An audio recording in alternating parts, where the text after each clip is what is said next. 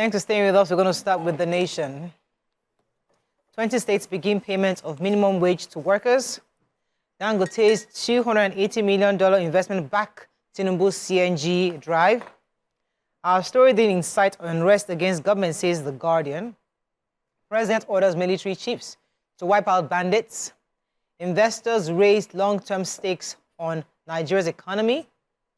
Boat accident, NEWA to ban wooden boats.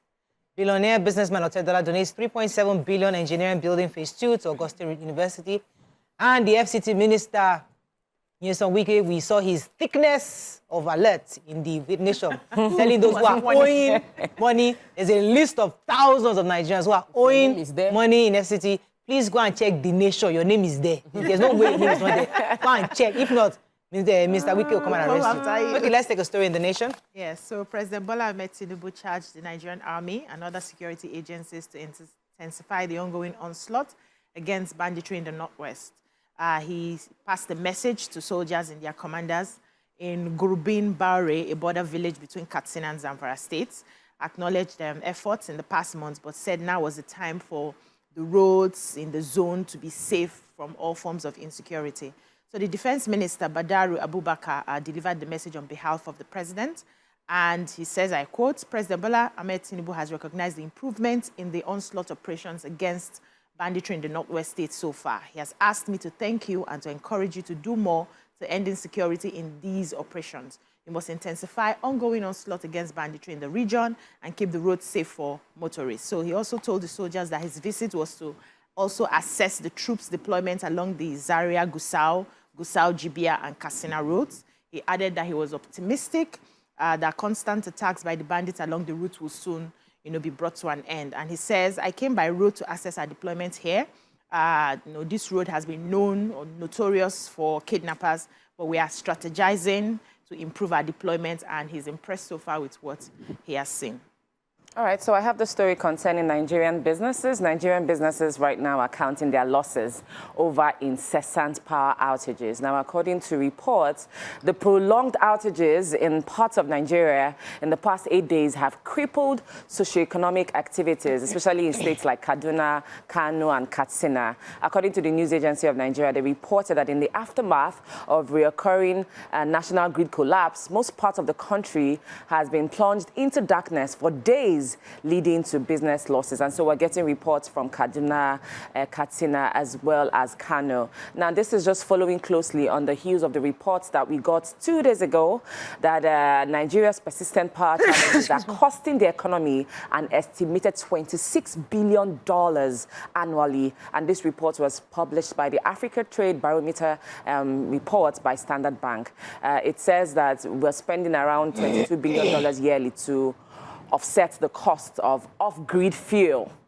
And we're feeling this mostly because of the impact of unreliable electricity, which is further driving up operational costs. Many businesses are now contending with the national grid that frequently collapses as it fails to meet a daily peak demand, which is nearly 4 times its generation capacity. I'm sure for business owners, we can relate to a large extent with the struggle. We just hope that, first of all, it's obvious that demand is overshadowing the current supply that we have, and then it's costing us really greatly to be able to manage and run through our businesses. And just knowing that right now the economy is being backed to a large extent by entrepreneurs, it's really sad. So I think the power issue and many other issues is why the jab T-Pain has been directed at the presidency and President Bola Ahmed Tinubu.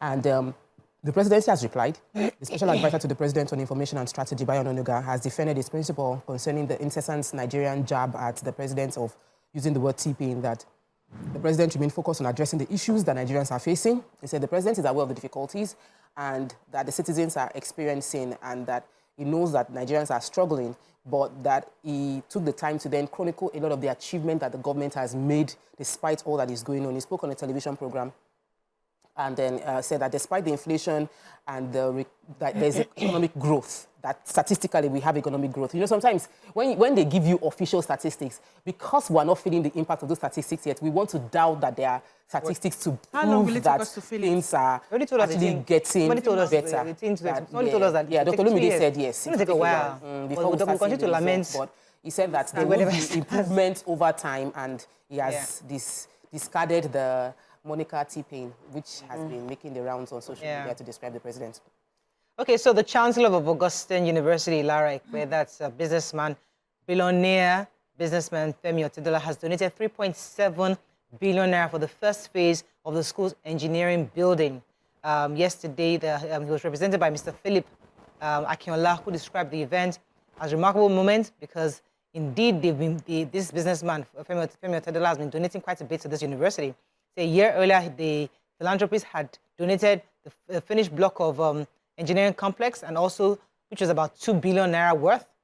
Then also gave additional 140 million to furnish the facility without further, and also donated 110 million. So obviously he has quite a bit of interest in the Augustine University. The reason why I took that story is because I went somewhere yesterday and someone was telling me how they were complaining about hiring students from Nigerian universities that for the past few years, past 10 years, that the only university that he has hired in Nigeria where he got quality was, he mentioned a private university. And he's like, listen, that university has great graduates. So I'm happy that he is now investing in this university. Hopefully, they can have enough funding to private university. Yes, he's investing in this private university. Augustine we use it to market our real estate in Ekpe. So you know his own personal university. No. He's a chancellor there. He's a Catholic university. Or he's the administrative head there. So obviously, he's helping to support. I just hope that they're able to indeed draw out real engineers in that school eventually, based on this. Moving on now to Vanguard. Punch is not here. We don't have Sun today. I don't know what happened. We'll move on quickly to Vanguard. Pressure mounts on Naira, falls to 1,740 in parallel market. 3 stars, our three biggest Nigerian stars that are in the World Bank. We have them here. Amina Mohammed, and we have Femi Akinwumi Adesina and Dr. Ngojo Kojoela. Newer to phase out wooden boats on inland waterways. NASU, SANO begin indefinite strike today over withheld salaries. Helicopter crash, why we haven't found critical components, is NSIB. Dangote backs Tinubu CNG drive, invests $280 million in trucks and infrastructure. And NGE tasks Southeast and South-South governors on security. Okay, let's take a story. Yes, so to support the President CNG initiative, that's President Bola Ahmed Tinubu's initiative, the Dangote Cement PLC has made significant investments exceeding $280 million in compressed natural gas. That's the CNG technology and infrastructure. So he made a statement and he said, President Tinubu, whose commitment to CNG development or deployment and clean energy is unmatched in Africa, has maintained his administration's drive to create a conducive environment for private sector investment and expand Nigeria's CNG infrastructure to enhance energy efficiency and drive economic growth. And part of the initiative, he has ordered the distribution of 1 million free CNG conversion kits for commercial vehicles involved in transporting people, foods, and goods. And, you know, he has also said that they are going to try as much as possible to ensure that every fuel and the premium motor spirit that is used for our vehicles will be phased out gradually and replaced with the CNG. So Dangote is saying that this is a step in the right direction. He's in full support of what the president is doing. And to do that, he's also making sure that they phase out their own trucks. That's as a way of supporting what the president is doing.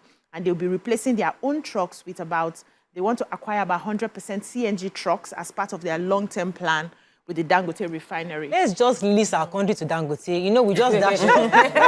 Just take Nigeria and just you may manage it better. Cement, sugar, everything.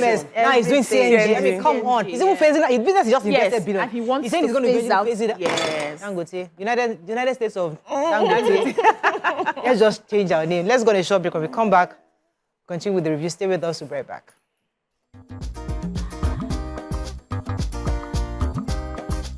Stay tuned. Your View will be right back.